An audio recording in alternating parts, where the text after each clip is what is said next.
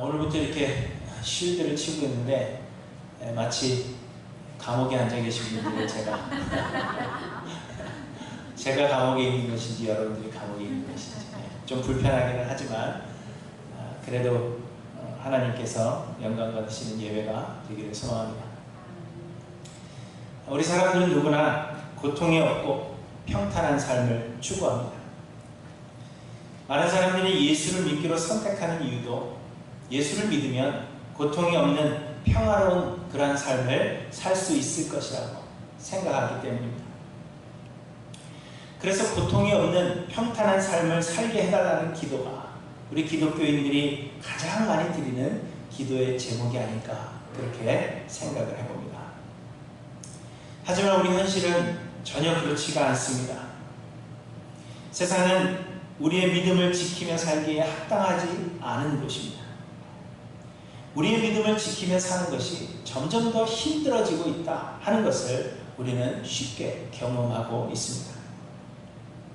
하나님께서 우리에게 주신 계명을 지키며 살려고 하면 세상에서는 많은 손해를 보게 되고 또한 바보 취급을 받기가 쉽상입니다. 하나님을 바르게 예배하려고 하면 세상의 많은 이익들을 손해보아야 하고 하나님의 계명대로 이웃을 사랑하며 살려고 하면 자신을 희생하지 않고서는 이는 불가능한 일입니다. 그리고 그렇게 사는 것을 세상 사람들은 시기하여 결코 좋아해 주지 않습니다. 올해부터 일리노이 주의 모든 공립학교에서는 동성애자들이 우리 사회에 기여한 역사에 대해서 의무적으로 가르쳐야 한다고 합니다. 그렇게 되면 마치 동성애가 인류의 큰 이익이 되는 것으로 그렇게 생각하게 되기 때문에 아이들이 마음 놓고 동성애를 선택하는 그러한 일들이 일어나게 될 것입니다. 그리고 동성애가 죄라고 말하는 교회는 사회에 큰 지탄을 받게 될 것입니다. 동성애와 관련된 문제는 사실 한두 가지가 아닙니다. 그래서 이제는 우리 아이들을 학교에 보내면서도 세상 교육과 다르게 우리가 또다시 그들을 교육해야 하기 때문에 험난한 가시밭길을 각오해야 합니다. 또한 교회는 그동안에도 배타적이라고 지탄을 받아왔습니다. 예수 그리스도만이 구원의 유일한 길이라 하는 그 구원의 교리는 다른 종교를 인정하지 않는 편협한 사람으로 인식되게 했고 모든 사람이 죄인이라는 이 원죄의 교리는 사람들에게 환영받지 못하는 이유가 되어왔습니다. 그래서 어떤 사람들은 세상의 사랑을 받기 위해서 노력을 합니다. 세상 사람들이 좋아하도록 예배의 형식을 바꾸기도 하고 세상 사람들이 좋아하는 것들을 제공해 주려고 노력하기도 하며 세상이 보기에 혐오스러운 요소들을 교회 안에서 제거해 버리기도 합니다. 세상이 좋아할 만한 것들을 찾아서 그 일들을 행하기도 하고 세상을 포용하기 위해서 세상이 싫어할 만한 것이라 생각되는 것들은 과감히 버리기도 하는 것입니다. 그러나 그렇게 함으로 인해서 세상의 사랑을 받을 수 있을지는 모르지만 교회로서의 정체성을 상실해버리는 경우가 너무나도 많습니다. 더 이상 교회가 아닌 마치 사회봉사단체나 또는 문화회관처럼 그렇게 변해버린 교회들을 우리는 쉽게 찾아볼 수가 있는 것입니다. 하지만 여러분, 세상은 결코 교회와 성도를 사랑할 수 없다는 것을 기억하시기 바랍니다. 왜냐하면 세상은 악하고 하나님은 선하시기 때문입니다. 물과 기름이 섞일 수가 없고 어두움과 빛이 공존할 수 없는 것처럼 하나님의 뜻은 세상과 원수가 되기 때문에 세상은 결코 교회와 성도를 사랑해 주지 않을 것입니다. 세상은 세상의 악함과 추함을 감추려고 하지만 교회는 세상의 악함을 드러내야 하기 때문에 교회가 더욱 교회다워지고 성도가 더욱 성도다워진다면 세상은 교회와 성도를 더욱 미워할 수밖에 없는 것입니다. 그러므로 여러분, 교회가 세상의 사랑을 받으려고 노력하는 것은 모두 헛된 일이 헛된 일에 불과하다는 것을 여러분 기억하시기 바랍니다. 지난주의 말씀은 우리가 참된 그리스도인으로서 세상의 인정을 받아야 한다 말씀하셨습니다. 그러나 이는 우리가 성령으로 충만하여서 예수 그리스도와 연합한 일체로서 인정을 받아야 한다는 것이지 결코 세상의 사랑을 받아야 한다는 것과는 다른 것입니다. 성령으로 충만한 사람들은 그리스도인이라 인정을 받지만 그러나 세상의 사랑을 받지는 못하는 것입니다. 그렇기 때문에 교회와 성도는 세상에서 고통이 없는 평탄한 삶을 살지 못합니다. 참된 성도는 세상으로부터 끊임없이 미움을 받으며 그래서 예수 그리스도로 말미암아 환난이 끊이지 않는 그러한 삶을 살게 되는 것입니다. 그래서 예수님은 세상에서는 너희가 환난을 당하라. 세상에서는 너희가 환난을 당하라. 담대하라. 내가 세상을 이기노라. 이렇게 말씀하신 것입니다. 또한 예수님께서 계속해서 말씀하십니다. 의를 위하여 핍박을 받는 자는 복이 있나니 천국이 저희 것입니다. 나를 인하여 너희를 욕하고 핍박하고 거짓으로 너희를 거스려 모든 악한 말을 할 때에는 너희에게 복이 있나니 기뻐하고 즐거워하라. 하늘에서 너희의 상이 큼이라. 너희 전에 있던 선지자들을 이같이 핍박하였느니라 말씀하십니다. 그러므로 사랑하는 성도 여러분, 고통이 없고 평탄한 삶을 기대하거나 그런 삶을 위해서 간구하지 마시기 바랍니다. 예수 그리스도를 믿는 믿음으로 인하여 세상에서는 환난을 당하고 핍박을 받는 것이 참 성도의 삶이라는 것을 기억하시기 바랍니다. 혹 여러분이 믿음으로 인해서 핍박을 받는다면, 믿음 때문에 손해보고 믿음 때문에 여러 가지 어려움을 경험하게 된다면 여러분 기뻐하십시오. 그리고 믿음으로 승리하시는 우리 할렐루야 모든 성도님들이 되시기를 주님의 이름으로 간절히 축원합니다. 오늘 본문에 보시면 헤롯 왕이 교회 중에서 몇 사람을 해하기로 결정하고 요한의 형제 야고보를 칼로 죽였다. 그렇게 말씀하십니다. 그 예수님의 12제자 중 한 사람이었던 야고보를 죽인 것입니다. 그런데 야고보를 죽이는 것을 유대인들이 보고는 이 일을 기뻐하였다. 그렇게 말씀합니다. 당시 헤롯은 유대의 왕이었지만 유대인들과 관계가 좋지는 않았습니다. 왜냐하면 그는 로마의 황제인 글라우디오가 황제로 등극하는 데에 공을 세운 결과로 로마 황제에게서 유대와 사마리아를 통치할 수 있는 권한을 부여받았기 때문입니다. 로마의 식민지로 있는데 로마의 황제가 그를 왕의 위치에 세워놓았고 로마와 친밀한 관계를 유지하고 있었기 때문에 유대인들은 헤롯 왕을 별로 좋아하지 않았던 것입니다. 그랬던 그가 예수님의 12제자 중 한 사람인 야고보를 죽이자 유대인들이 이를 좋아했다. 그렇게 말씀하고 있는 겁니다. 그래서 헤롯은 나를 싫어하는 사람들이 내가 행하는 일을 보고는 좋아하는구나. 그렇게 생각하고는 유대인들에게 더 인기를 끌기 위해서 베드로까지 죽일 계획을 세운 것입니다. 야고보의 죽음이 유대인들에게 그렇게 큰 기쁨이 되고 내 인기가 그렇게 올라간다면 예수님의 수제자요 교회의 큰 지도자로 알려진 베드로가 죽는다면 베드로를 죽인다면 유대인들이 나를 더 좋아할 것이다. 그렇게 생각했기 때문입니다. 여러분 이처럼 세상은 교회와 성도를 좋아하지 않습니다. 오히려 교회가 핍박을 받고 성도가 죽임당하는 것을 더 좋아한다는 것을 오늘 본문을 통해서 우리에게 말씀해 주시는 것입니다. 그런데 오늘 본문은 성도가 이렇게 고난을 당할 때, 성도가 이렇게 환난을 당할 때 어떻게 이 환난에 대처해야 하는지 성도의 자세에 대해서 우리에게 몇 가지로 말씀해 주십니다. 첫째로 세상은 모두 하나님의 주권 아래에 있다는 것을 우리는 반드시 기억해야 합니다. 말씀드린 대로 헤롯은 베드로까지 죽이려는 계획을 세웠습니다. 그러나 때는 무교절 기간이었고 절기 중에는 사람을 죽이지 않는 유대인들의 전통 때문에 절기가 끝날 때까지 베드로를 옥에 가두었습니다. 그리고 절기가 끝나면 베드로를 죽일 생각을 하고 있었던 것입니다.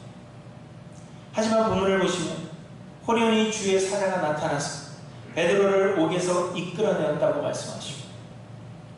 첫째와 둘째 파수를 지나서 시내의 한 거리에 이를 때까지 아무도 베드로를 저지하지 않았고 아무도 이 일을 알지 못했습니다. 그를 묶고 있던 쇠사슬이 손에서 저절로 벗어졌고 그를 막고 있던 무거운 쇠문도 저절로 열렸다. 그렇게 말씀하십니다. 그렇지만 아무도 알지 못했습니다. 날이 밝은 뒤에야 군인들은 베드로가 없어진 것을 알게 되었지만 어찌된 영문인지 알지 못하여 적지 않게 소동하였다. 그렇게 말씀하십니다. 헤롯도 베드로를 찾고자 노력했지만 베드로를 찾지 못했습니다. 그리고 헤롯은 얼마 지나지 않아 죽게 되었다는 것을 성경이 말씀하고 있습니다. 곧 베드로를 죽이겠다는 그 모든 계획이 수포로 돌아가게 된 것을 말씀하시는 것입니다. 여러분, 이처럼 하나님께서 원하시면 하나님은 무엇이든지 하실 수 있고 또한 하나님께서 허락하지 아니하시면 그 어떠한 일도 일어날 수 없는 것입니다. 헤롯은 베드로를 죽이려고 했지만 결국 하나님께서 허락하지 아니하셨으며 하나님은 아무도 모르게 베드로를 감추어 주신 것입니다. 이처럼 하나님은 온 세상을 뜻대로 다스리시는 유일한 주관자가 되십니다. 온 세계가 하나님의 주권 아래 있는 것입니다. 이 말은 세상에서 일어나는 모든 일들이 하나님의 계획하신 가운데 있다는 의미입니다. 모든 것이 하나님의 계획하심일 뿐만 아니라 하나님께서 허락하지 않으시면 그 어떤 일도 일어날 수 없다는 것을 말씀하고 있는 것입니다. 마태복음 10장 29절에 예수님께서 말씀하셨습니다. 참새 2마리가 하나 쌀이온에 팔리지 않느냐. 그러나 너희 아버지께서 허락하지 아니하시면 그 하나도 땅에 떨어지지 아니하리라. 시편 127편 1절 말씀입니다. 여호와께서 집을 세우지 아니하시면 세우는 자의 수고가 헛되며 여호와께서 성을 지키지 아니하시면 파수꾼의 경성함이 허사로다. 너희가 일찍이 일어나고 늦게 누우며 수고의 떡을 먹음이 헛되도다. 또 잠언 16장 9절에 말씀하십니다. 사람이 마음으로 자기의 길을 계획할지라도 그 걸음을 인도하는 자는 여호와시니라. 이렇게 말씀하십니다. 형들의 시기로 인해서 애굽에 팔려가 말할 수 없는 고통을 당한 요셉은 이렇게 고백했습니다. 당신들이 나를 이곳에 팔았다고 해서 근심하지 마소서. 한탄하지 마소서. 하나님이 생명을 구원하시려고 나를 당신들보다 먼저 보내셨나이다. 요셉을 판 것은 형들이었지만 이 일을 계획하신 분이 하나님이시라는 것입니다. 또한 하나님은 욥의 고난을 계획하셨습니다. 욥기를 보시면 욥을 자랑하시기 위해서, 욥의 그 믿음을 자랑하시기 위해서 사탄을 격동시켜 욥을 시험하도록 하신 분이 하나님이신 것을 우리에게 말씀하고 있습니다. 그러나 하나님은 그 시험의 경계를 정하사 욥의 생명에는 손을 대지 못하게 하셨습니다. 계획하시는 분도 하나님이시요 허락하시는 분도 하나님이시며 경계를 정하시는 분도 하나님이심을 말씀하시는 것입니다. 그리고 후에 모든 것을 회복하시는 분도 하나님이심을 또한 우리에게 말씀하십니다. 선지서에서도 보시면 하나님께서 이스라엘과 유다의 멸망을 계획하셨다는 것을 말씀하십니다. 아수르가 그 세력을 키워서 이스라엘을 멸망시킨 것이 아니며 바벨론이 유다를 멸망시킨 것이 아니라고 말씀하십니다. 하나님께서는 아수르를 통해서 또한 바벨론을 통해서 이스라엘과 유다의 멸망을 계획하셨다는 것을 성경이 말씀하고 계십니다. 이사야 37장 26절에 보시면 이스라엘을 멸망시키고 의기양양하던 아수르를 향해서 하나님께서 이렇게 말씀하십니다. 이스라엘을 멸망시키고 우리는 강한 군대라 그렇게 의기양양한 앗수르를 향해 하나님께서 말씀하십니다. 내가 어찌하여 듣지 못하였느냐. 이 일들은 내가 태초부터 행한 바야. 상고부터 정한 바로서 이제 내가 이루어 내가 견고한 성읍들을 헐어 돌무더기가 되게 하였노라. 앗수르가 한 것이 아니라 하나님께서 계획하신 것을 앗수르를 통해 이루셨다는 것입니다. 그래서 하나님은 앗수르는 내 진노의 막대기라 그렇게 말씀하고 있는 것입니다. 그러나 여러분, 우리는 그 어떤 상황에서도 두려워할 필요가 없습니다. 하나님께서 모든 일을 주관하고 계시며 하나님께는 다 계획이 있기 때문입니다. 우리는 지금 어느 때보다도 어려운 상황 가운데 있습니다. 물론 이 어려움이 그리스도로 인한 핍박은 아닐지라도 믿음을 지키며 살기 힘든 그러한 상황이 된 것은 분명합니다. 앞으로 어떻게 될지, 또한 해결의 기미는 있는지 알 수 없는 그러한 상황이 계속되고 있습니다. 교회는 나가도 되는지, 혹 나갔다가 병에 걸리는 것은 아닌지 우리를 걱정스럽게 합니다. 그럼에도 불구하고 우리가 염려할 것이 없으면 이 모든 상황도 하나님의 주권 안에 있기 때문입니다. 하나님이 계획하시고 하나님께서 모든 것을 알고 계시며 하나님께서 여러분의 생명을 손에 잡고 계십니다. 그러므로 우리는 걱정할 필요가 없다는 것입니다. 사랑하는 성도 여러분, 세상에서는 우리가 환난을 당하나 담대하시기 바랍니다. 왜냐하면 예수 그리스도께서 이미 세상을 이기셨고 세상이 하나님의 주권 아래에 있기 때문입니다. 둘째로 하나님은 우리가 잠잠하기를 원하십니다. 오늘 보면은 예수님의 12제자 중 한 사람이요 요한의 형제인 야고보가 헤롯에 의해 죽임을 당했다는 소식으로 시작합니다. 헤롯은 유대인들이 이 일을 기뻐하는 것을 보고는 베드로까지 죽이려고 계획을 세웁니다. 하지만 하나님께서 베드로를 살리셨습니다. 야고보는 죽었지만 베드로는 죽지 않았습니다. 그래서 사람들은 베드로의 믿음이 베드로를 살린 것이라 그렇게 쉽게 생각합니다. 또한 오늘 본문을 보시면 교회는 베드로를 위하여 간절히 하나님께 기도했다 그렇게 말씀하십니다. 그래서 사람들은 베드로의 이 믿음과 교회의 간절한 기도가 하나님의 보좌를 흔들어서 베드로를 구원하시게 했다 그렇게 생각하는 것입니다. 그러나 여러분, 이는 사실이 아닙니다. 앞에 말씀드린 대로 모든 것이 하나님의 계획 가운데 있고 하나님의 주권 안에 있는 것입니다. 그리고 하나님께서 계획하신 것은 하나님께서 반드시 이루십니다. 이사야 40장 8절에 풀은 마르고 꽃은 시들어 우리 하나님의 말씀은 영원히 서리라 이렇게 말씀하십니다. 우리 하나님은 변하지 않으시는 하나님이십니다. 실수가 없으신 분이십니다. 야고보서 1장 17절에 그는 변함도 없으시고 회전하는 그림자도 없으시니라 이렇게 말씀하십니다. 하나님은 그 계획하신 바를 결코 바꾸지 않으시며 계획하신 대로 반드시 행하시는 하나님이십니다. 그러면서 사람들은 우리의 진실한 기도가 하나님의 계획을 바꿀 수 있다 그렇게 생각합니다. 그리고 그 이유로 들고 있는 대표적인 예가 바로 히스기야의 기도입니다. 히스기야는 그가 곧 죽게 될 것이라는 이사야 선지자의 말을 듣고는 하나님께 간절히 기도했습니다. 하나님은 그의 기도를 들으시고는 그의 생명을 15년이나 연장시켜 주셨습니다. 그래서 사람들은 히스기야의 기도가 하나님의 마음을 바꿨다 그렇게 생각하는 것입니다. 그러나 이사야 38장 7절에 하나님은 히스기야의 그 생명 연장에 대해서 이렇게 말씀하십니다. 이는 여호와께로 말미암는 너를 위한 징조이니 곧 여호와께서 하신 말씀을 그가 이루신다는 증거이니라 이렇게 말씀하고 있습니다. 때는 아수르가 이스라엘을 멸망시키고 유다를 침략한 때였습니다. 아수르의 군대장관 랍사게는 하나님을 모독하며 유대인들을 두려움에 떨게 만들었습니다.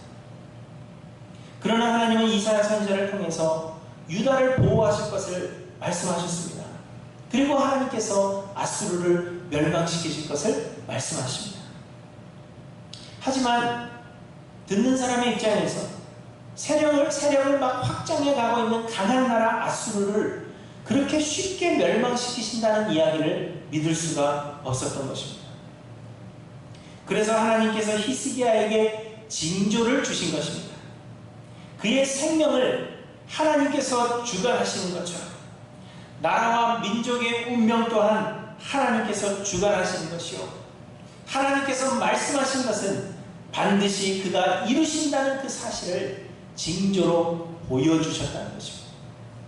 히스기야가 기도했기 때문에 하나님께서 마음을 바꾸신 것이 아니라 믿지 못하고 두려움에 떨고 있는 히스기야에게 그의 생명을 연장시키시는 그 징조로 말미암아 하나님께서 너를 반드시 보호하실 것이라는 그 말씀을 해주신 것이다, 그렇게 말씀하고 있는 것입니다. 히스기야의 기도가 하나님의 마음을 바꾼 것이 아니라는 것입니다. 여러분, 하나님은 능력이 뛰어나시기 때문에 우리의 도움을 필요로 하지 않으십니다. 하나님은 무엇이 부족한 것처럼 사람의 손으로 섬김을 받으시는 것이 아니니 이는 만민에게 생명과 호흡과 만물을 친히 주시는 이시니라, 이렇게 말씀하십니다.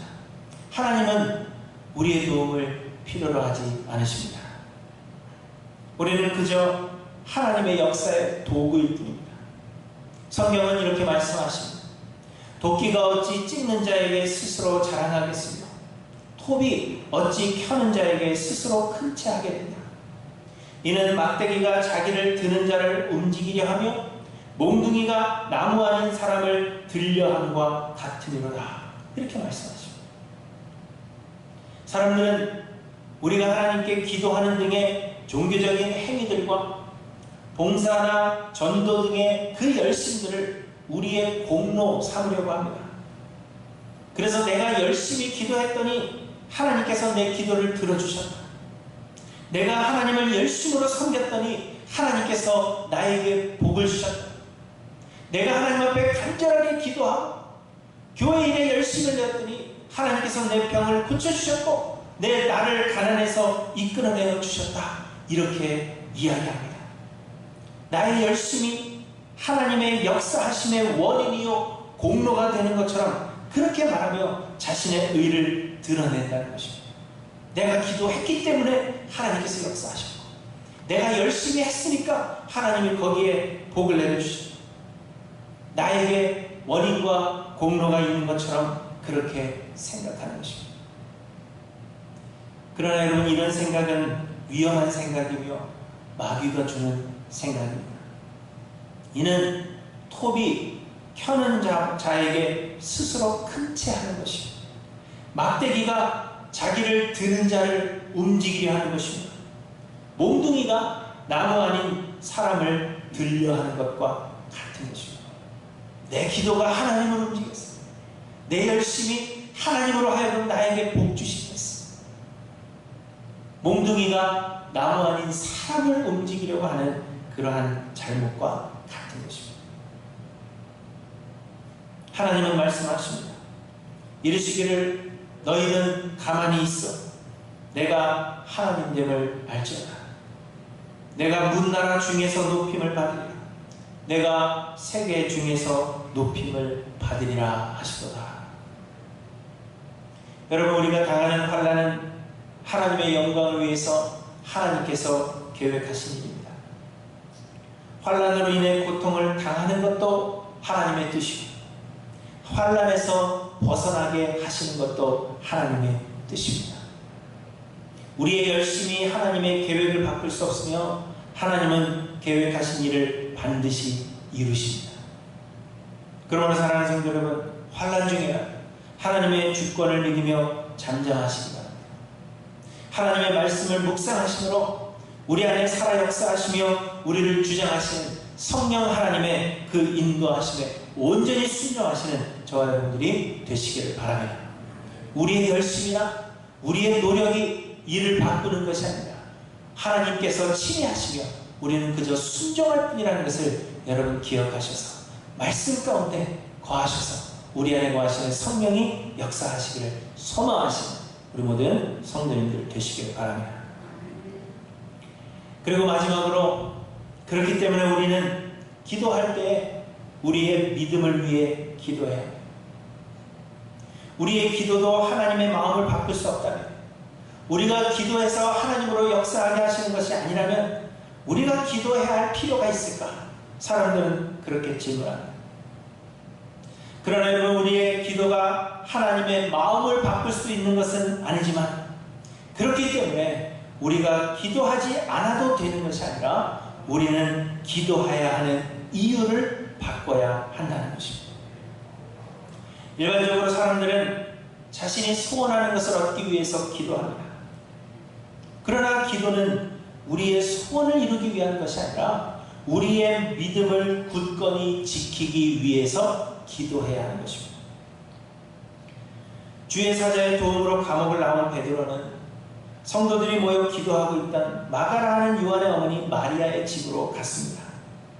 그곳에서 성도들은 계속해서 기도하고 있었는데 베드로가 문을 두드리자 로데라고 하는 작은 여자아이 하나가 영접하러 나왔습니다. 그런데 들어보니 이 소리가 베드로의 소리인 거예요. 그래서 이 여자아이는 너무나도 기쁜 나머지 문을 열지 않은 채 기도하고 있던 성도들에게 다가가서 베드로가 돌아왔다, 베드로가 죽지 않고 살아 돌아왔다, 그렇게 이야기합니다.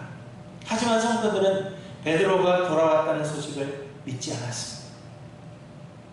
그래서 사람들은 성도들이 기도하기는 했지만 이들은 믿음이 없이 기도했다, 그렇게 생각하는 것입니다. 그래서 베드로가 살아 돌아왔음에도 불구하고 이들은 믿지 않을 것이라 말하는 것입니다. 왜냐하면 이들이 기도하는 것은 베드로가 살아 돌아오기를 기도했다고 생각하기 때문입니다. 그런데 베드로가 살아 돌아왔음에도 불구하고 믿지 않았기 때문에 이들은 믿음으로 기도하는 것이 아니라 우리는 그렇게 결론을 내립니다. 하지만 여러분, 성도들은 믿음이 없이 기도하는 것이 아니라 그들의 기도는 베드로가 살아 돌아오기를 위한 기도가 아니었다는 것을 우리에게 말씀하고 있는 것입니다. 성도들은 베드로를 위해서 기도할 때 야고보가 이미 죽은 것처럼 베드로도 당연히 죽게 될 것이라고 생각했을 것입니다. 야고보는 죽었는데 베드로라고 살아 돌아올 수 있을까? 그들은 그렇게 생각했을 것입니다. 그래서 이들이 기도하고 있을 때 기도하는 성도들은 베드로가 문 앞에 왔다고 이야기하는 그 여자아이에게 이렇게 이야기합니다. 그러면 그의 천사라, 이렇게 말하는 것입니다. 성도들은 베드로의 순교를 당연한 것으로 받아들였다는 것입니다. 그런데 베드로는 예수님께서 십자가에 못 박히실 때 예수님을 모른다고 부인했던 전력이 있었던 사람입니다. 그래서 성도들은 베드로를 위해서 기도하되 베드로가 살아 돌아오기를 위해서 기도하는 것이 아니라 베드로가 핍박을 받을 때 예수께서 십자가에 못 박히실 때 부인했던 것처럼 그렇게 예수님을 모른다고 부인하지 않기, 복음을 부인하지 않기, 곧 베드로가 예수가 그리스도이심을 믿는 그 믿음에서 흘러 떠내려가지 않기를 위해서 기도했다는 것입니다. 야고보도 죽었으니 베드로도 죽을 것은 당연한 일이지만 그러나 베드로가 신문을 받을 때 예수님을 모른다 부인하지 않기를 위해서 그 믿음을 굳건히 지키고 믿음 가운데 순교하기를 위해서 성도들은 기도했을 것입니다. 예수님도 잡히시기 전에 베드로를 위해서 기도하신 적이 있습니다. 그런데 예수님께서 이렇게 말씀하십니다. 시몬아, 시몬아, 보라, 사탄이 너희를 밀가부르듯 하려고 요구하였으나 그러나 내가 너를 위하여 내 믿음이 떨어지지 않기를 기도하였노니 너는 돌이킨 후에 내 형제를 굳게 하라, 이렇게 말씀하셨습니다. 하나님, 예수님은 베드로를 위해서 기도하셨지만 환난을 당하지 않게 하기 위해서 기도하는 것이 아니라 베드로의 믿음이 떨어지지 않기를 위해서 기도하셨다는 것입니다. 예수님도 우리를 위해 기도하시되 우리가 환난을 당하지 않게 기도하시는 것이 아니라 환난 가운데 우리의 믿음이 떨어지지 않기를 기도하시는 것입니다. 지금도 하나님, 예수님은 우리를 위해서 중보하시며 기도하실 것입니다. 그러나 하이랜드 교회 성도님들은 한 사람도 바이러스에 걸리지 않고 한 사람도 어려움을 당하지 않도록 기도하시는 것이 아니라 비록 우리 가운데 어려움을 당하는 사람이 있을지라도 우리가 믿음에서 떨어지지 않기를 위해 기도하고 계시는 것입니다. 또한 성령도 우리의 연약함을 도와 말할 수 없는 탄식으로 기도하시지만 우리의 환난 없는 삶을 위해서 기도하시는 것이 아니라 우리의 믿음이 떨어지지 않기를 위해 기도하시는 것입니다. 그러나 여러분, 우리의 기도 역시 하나님의 마음을 바꾸기 위함도 아니요 우리의 소원을 이루기 위함도 아니며 환난이 없는 삶을 위해서 기도하는 것이 아니라 우리의 믿음이 떨어지지 않기를 위해 기도해야 하는 것입니다. 모든 상황에서 우리는 세상을 살아가며 환난을 당할 수밖에 없지만 그러한 모든 상황에서 우리의 믿음이 떨어지지 않기를 위해서 하나님께 기도하는 것입니다. 여러분, 어떻게 기도하고 계십니까? 우리의 기도의 제목은 무엇입니까?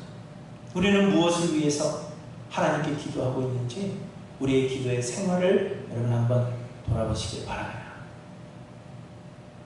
하나님은 온 세상 만물의 주관자이시며 세상 모든 것이 하나님의 계획하신 가운데 있습니다.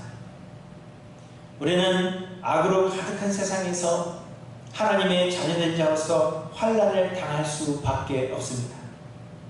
그러나 우리가 당하는 환난도 하나님의 허락하심이 없이는 될 수 없는 것이며 하나님은 이 모든 환난을 통하여서도 다 계획이 있으십니다. 하나님은 반드시 하나님의 뜻하신 바를 이루실 것이며 그 뜻하신 바가 결국 우리에게도 최고의 선이 될 것입니다. 그러므로 사랑하는 성도 여러분, 환난 가운데서도 하나님의 주권을 믿음으로 담대하시기 바랍니다. 잠잠하여 하나님의 말씀을 가까이 하심으로 성령의 역사를 기다리며 순종하시기 바랍니다. 그리고 환난 중이라도 우리의 믿음이 떨어지지 않기를 기도하시는 우리 하나님께 모든 성도들 되시기를 바랍니다. 그래야 해서 하나님의 뜻을 이루는 영광스러운 도구들이 모두 되셔서 하나님의 하나님 되심과 하나님의 영광을 높이 드러내시는 우리 사랑하는 하나님께 모든 성도님들 되시기를 주님의 이름으로 간절히 축원합니다. 기도하십니다.